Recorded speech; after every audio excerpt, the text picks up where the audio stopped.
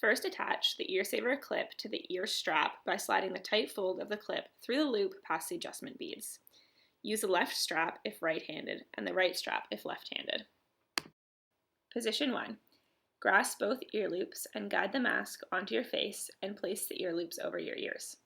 Adjust the mask and straps until comfortable. Position 2.